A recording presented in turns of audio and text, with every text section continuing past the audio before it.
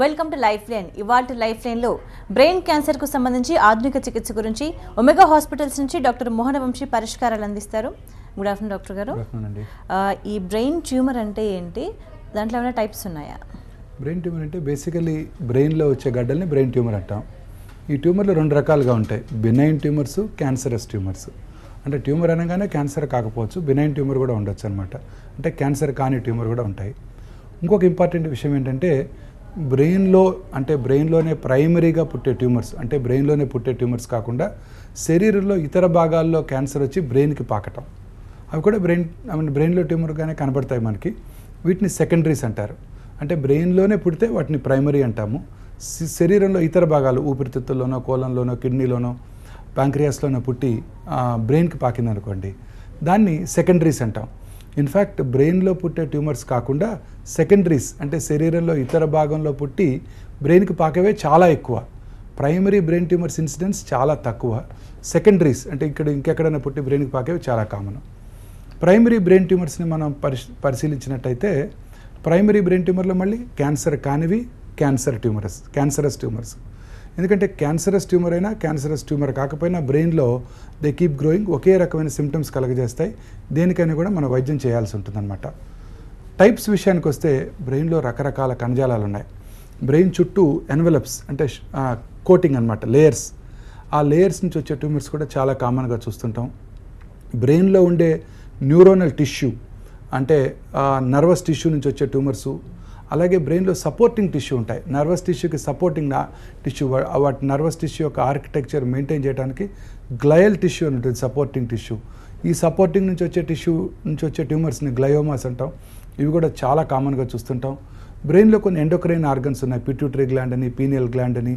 ఈ వీటిలో వచ్చే ట్యూమర్స్ కూడా మనం బ్రెయిన్ ట్యూమర్స్గానే పరిగణించాల్సి వస్తుంది, ఎందుకంటే బ్రెయిన్లోనే ఉంటాయి కాబట్టి అవన్నీ. సో ఇట్లా బ్రెయిన్లో వచ్చే ట్యూమర్స్లో కూడా రకరకాలు ఉన్నాయి. In fact secondaries are the most commonest.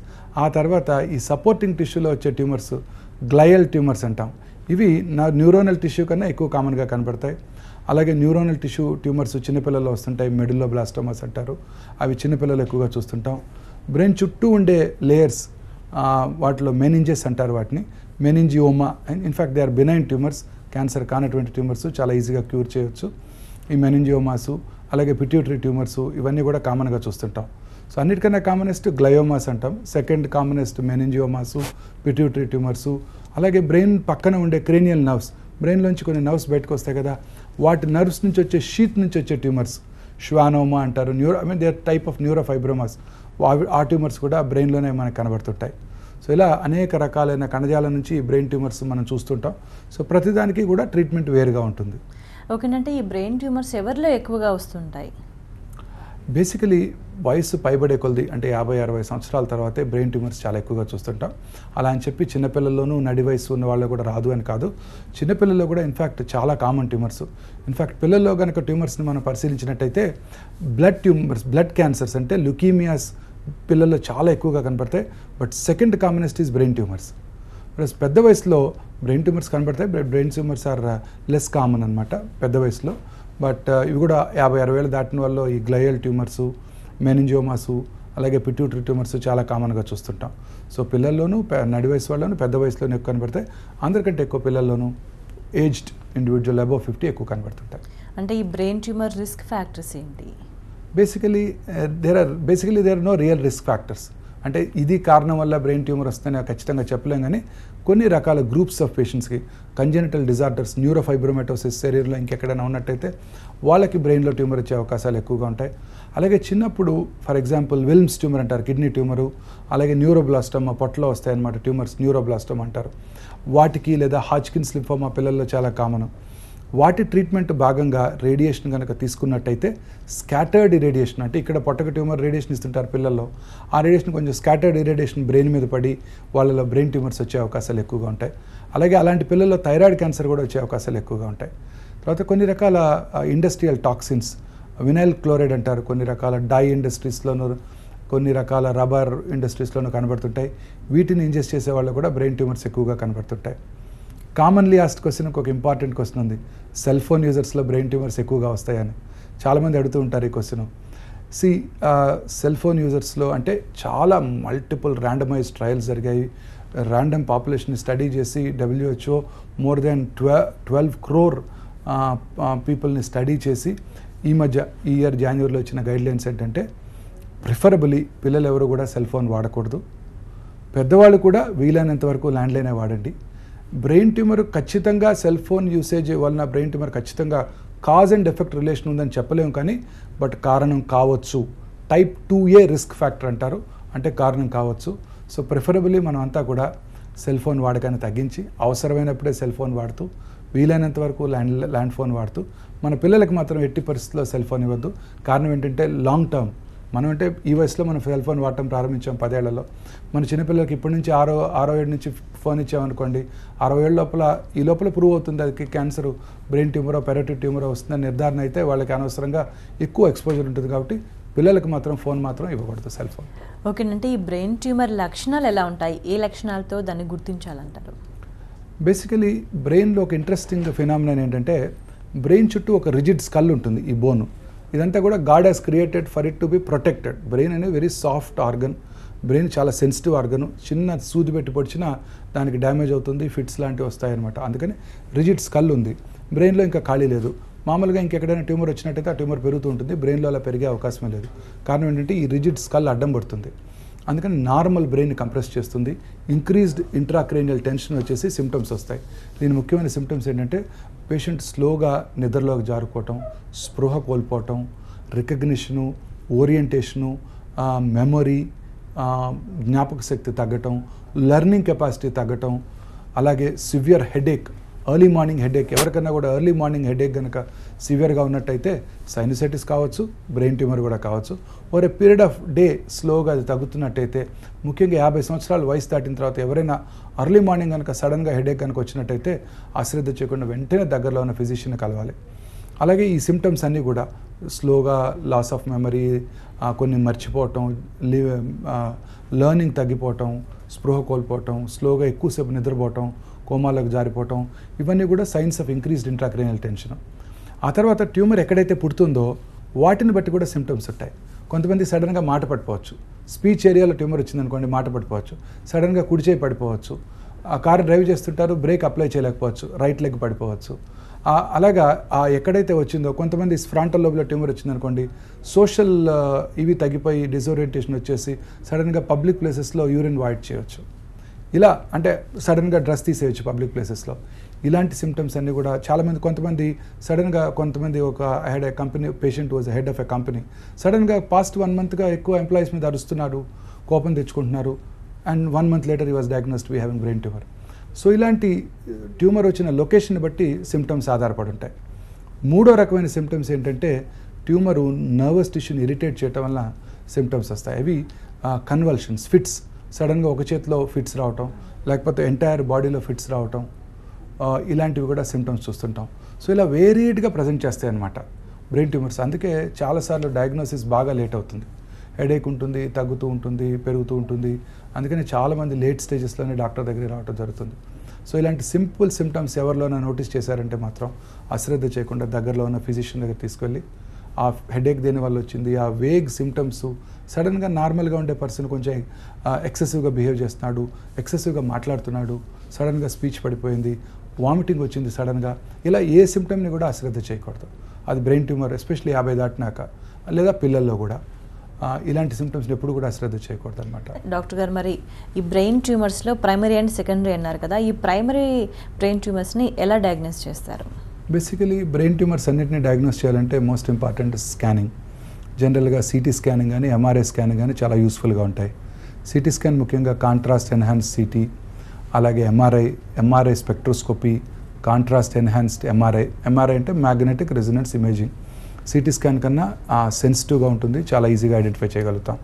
So ఈ ఎంఆర్ఐ సిటీ ద్వారా ట్యూమర్ ఎక్కడుంది, ఒకటే ట్యూమర్ ఉందా, మల్టిపుల్ ట్యూమర్స్ ఉన్నాయా, బ్రెయిన్లో ఉన్న ట్యూమర్ ఎంఆర్ స్పెక్ట్రోస్కోపీ ద్వారా బ్రెయిన్లో ఉన్న ట్యూమర్ క్యాన్సరస్ ట్యూమరా, నాన్ క్యాన్సరస్ ట్యూమరా, ఇది కూడా గెస్ చేయడానికి అవకాశం ఉంటుంది. మామూలుగా ట్యూమరా కాదనేది లొకేషన్ని బట్టి, వాస్కులారిటీని బట్టి, ఎంఆర్ఐ స్పెక్ట్రోస్కోపీని బట్టి రేడియాలజిస్టులు చాలా వరకు ఒక ఐడియా ఇవ్వగలుగుతారు ఇది ఏ రకమైన ట్యూమరు, ఎలా బిహేవ్ చేస్తుంది.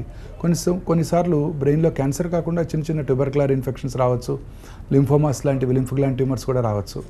సో అందుకని ఈ ఎంఆర్ఐ స్పెక్ట్రోస్కోపీ ద్వారా ఒక మంచి ఐడియా వస్తుంది. బ్రెయిన్లో ఉన్న ట్యూమర్ క్యాన్సరస్ ట్యూమర్ అవ్వడానికి అవకాశం ఉందా, కొన్నిసార్లు పారాసైటిక్ ఇన్ఫెక్షన్ సిస్టిసర్కోసిస్ అంటారు, నాన్ వెజిటేరియన్ వాళ్ళలో వీళ్ళలో ఎక్కువగా చూస్తుంటాము. అలాగే ఈ ట్యూబర్క్లోమాస్ కూడా చూస్తుంటాము. సో వీటిని డిఫరెన్షియేట్ చేయడానికి ఎంఆర్ఐ స్పెక్ట్రోస్కోపీ మనకు బాగా ఉపయోగపడతాయి. తర్వాత ట్యూమర్ని మానిటర్ చేయడానికి, అంటే ట్యూమర్కి ట్రీట్మెంట్ ఇచ్చాక ట్యూమర్ ఎంతవరకు తగ్గింది, ట్యూమర్ ఎంతవరకు మనం ఇచ్చిన ట్రీట్మెంట్కి రెస్పాండ్ అయింది తెలుసుకోవడానికి పెట్ స్కాన్ కూడా ఉపయోగపడుతుంది. ఈ ఎఫ్డీజీ పెట్ స్కాన్ కాకుండా ఒక స్పెషలైజ్డ్ పెట్ స్కాన్ కూడా ఈ బ్రెయిన్ ట్యూమర్స్కి ఇప్పుడు అందుబాటులోకి వచ్చాయి. దాన్ని మిథోయినిన్ పెట్ స్కాన్ అంటారు. ఈ స్పెషలైజ్ సబ్స్టెన్స్ ఇచ్చి పెట్ స్కాన్ చేయడం ద్వారా ట్యూమర్లో వాస్కులారిటీ ఎంత ఉంది, నెక్రోసిస్ అంటే ట్యూమర్ ఎంతవరకు రెస్పాండ్ అయింది తెలుసుకోవడానికి కూడా అవకాశం ఉంటుంది. చిన్నపిల్లల్లో వచ్చే ట్యూమర్స్ సిఎస్ఎఫ్ అనాలిసిస్ కూడా, అంటే cerebro spinal fluid lumbar puncture చేసి వెనకాల ఇంజెక్షన్ ఇచ్చి ఫ్లూయిడ్ తీసి ఆ ఫ్లూయిడ్ని టెస్ట్ చేయడం ద్వారా కూడా వాళ్ళకి ముఖ్యంగా మెడులోబ్లాస్టోమాలో మెనింజెస్ కూడా స్ప్రెడ్ అవుతుంది కాబట్టి అది తెలుసుకోవడానికి సిఎస్ఎఫ్ అనాలిసిస్ కూడా చేయడం జరుగుతుంటుంది. అదే సెకండరీ ట్యూమర్స్ కనుక వచ్చినట్టయితే, అంటే శరీరంలో ఇంకెక్కడైనా పుట్టి బ్రెయిన్కి పాకినట్టయితే బేసిక్ ఇంపార్టెంట్ టెస్ట్ ఎంఆర్ఐతో పాటు whole body PET CT scan. అంటే శరీరంలో ఎక్కడి నుంచి సెకండరీ పైకి వచ్చింది, అంటే సెకండరీ అని సస్పెక్ట్ చేసినప్పుడు ఉదాహరణకు 2-3 ట్యూమర్స్ ఉన్నాయనుకోండి బ్రెయిన్లో, అప్పుడు ప్రాబబ్లీ సెకండరీ కావచ్చు. ఎంఆర్ఐ చేసి తలనొప్పి ఉన్న వాళ్ళకి ఇన్వెస్టిగేట్ చేసి అప్పుడు ఎక్కడి నుంచి వచ్చింది, కిడ్నీ నుంచి వచ్చిందా, లంగ్ నుంచి వచ్చిందా, బ్రెస్ట్ నుంచి వచ్చిందా, బోన్ ఆస్టియోసార్కోమా నుంచి వచ్చిందా తెలుసుకోవడం కోసం హోల్ బాడీ పెట్ స్కాన్ కూడా చేయవలసి రావచ్చు. అలా చేయడం ద్వారా ప్రైమరీ ఎక్కడ పుట్టింది, శరీరంలో ఇంకెక్కడన్నా ఈ ట్యూమర్ పాకిందా లేదా తెలుసుకోవడానికి అవకాశం ఉంటుంది. అంటే ముందుగా ఈ ప్రైమరీ బ్రెయిన్ ట్యూమర్కి ట్రీట్మెంట్ ఎలా ఇస్తారు? Basically any tumour for that matter, primary brain ట్యూమరే కానివ్వండి, ప్రైమరీ శరీరంలో ఎక్కడైనా కానివ్వండి, any solid tumour, haematological malignancies, రక్త క్యాన్సర్స్ కాకుండా హిమటలాజికల్ మెలిగ్నెన్సీస్ అన్నిటి కాకుండా మిగతా అన్ని క్యాన్సర్స్కి కూడా surgery is the most important treatment.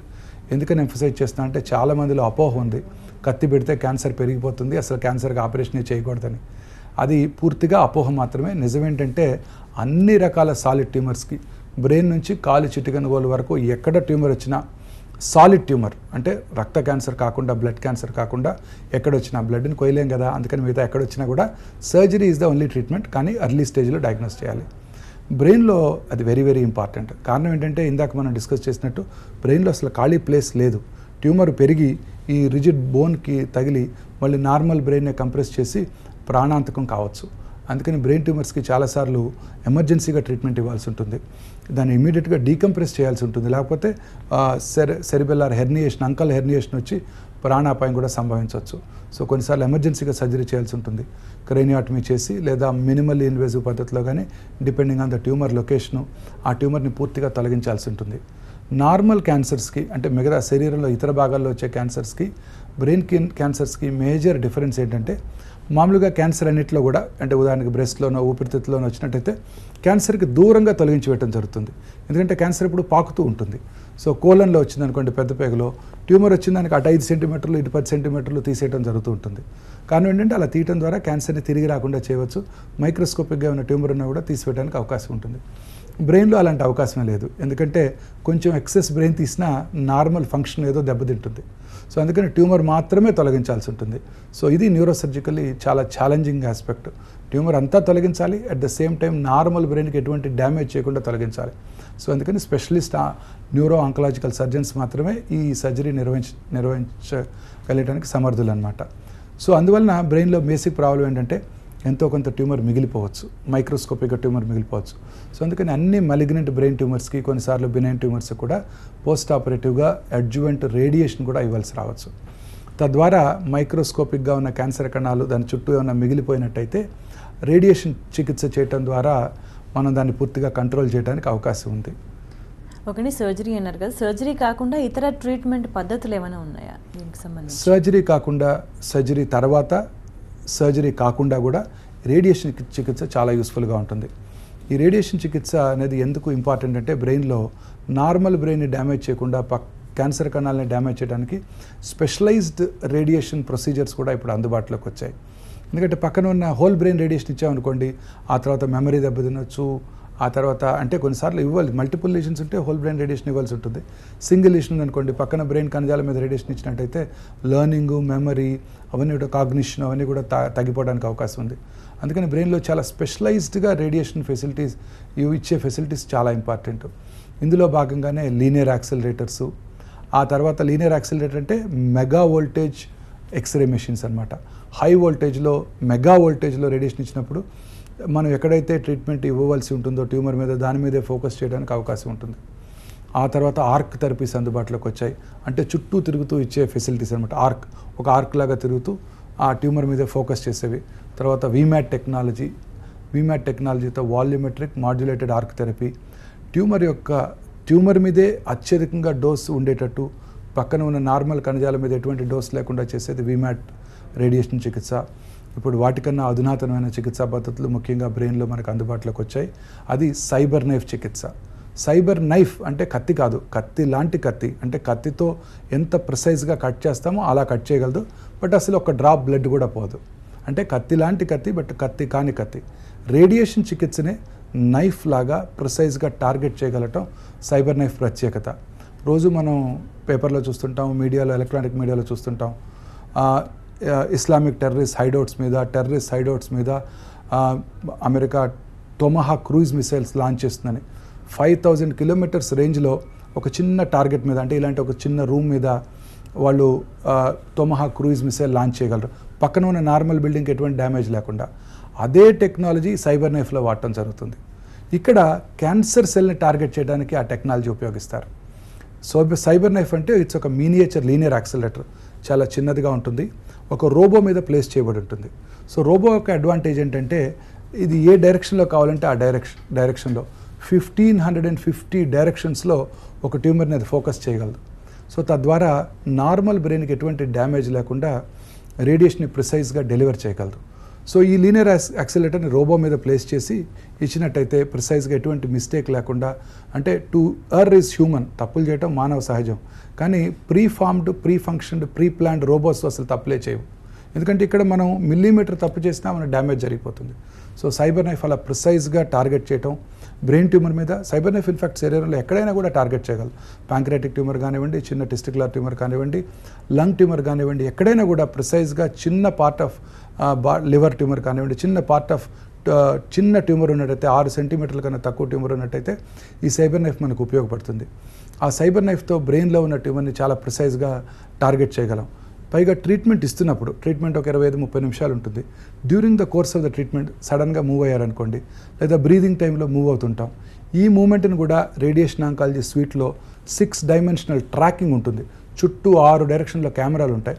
ఆ కెమెరాస్ లో వోల్టేజ్ ఎక్స్రేస్తో పేషెంట్ యొక్క పొజిషన్ని మానిటర్ చేస్తుంటాయి. పేషెంట్ ఒకవేళ ఇన్అడ్వర్టెంట్గా మూవ్ అయినట్టయితే ఆ మూమెంట్ని ఆ కెమెరాలు పసిగట్టి కంప్యూటర్కి ఇంటర్న్ ఆ మెసేజ్ పాస్ ఆన్ చేస్తే computer would alert robot to move like that in fraction of a second. So robot కూడా ఆ మూమెంట్ చేస్తూ ప్రిసైజ్గా ట్యూమర్ మీద టార్గెట్ చేయగలటం. సో మూవ్ అవుతున్న లంగ్ మీద కూడా ఈ రేడియేషన్ ఇవ్వగలదు, అలాగే బ్రెయిన్లో ఉన్న ట్యూమర్ మీద కూడా రేడియేషన్ ఇవ్వగలదు. సో రేడియేషన్ ఇంతకుముందు 30-40 రోజులు ఇచ్చేవాళ్ళు, ఎందుకంటే నార్మల్ టిష్యూ మీద డ్యామేజ్ చేయకుండా. ఇక్కడ నార్మల్ టిష్యూ మీద అసలు రేడియేషనే పడదు కాబట్టి డ్యామేజ్ అయ్యే క్వశ్చనే లేదు. సో మార్నింగ్ చిన్న మెనింజియోమా ఉందనుకోండి, 84-year-old మ్యాన్, సర్జరీకి అనుకూలంగా లేదు, అంటే patient is otherwise unfit for surgery.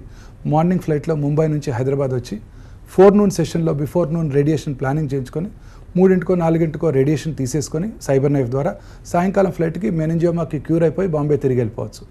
Bombay అని ఎందుకు చెప్తున్నానంటే బాంబేలో సైబర్ నైఫ్ ఫెసిలిటీ అందుబాటులో లేదు, హైదరాబాద్లో అందుబాటులో ఉంది కాబట్టి. సో ఇంత ఫాస్ట్గా ట్రీట్మెంట్ కొన్ని గంటల్లోనే ఒకరోజు డెలివర్ చేయగలిగిన ఏకైక ఫెసిలిటీ ఈ సైబర్ నైఫ్ ట్రీట్మెంట్ అనమాట.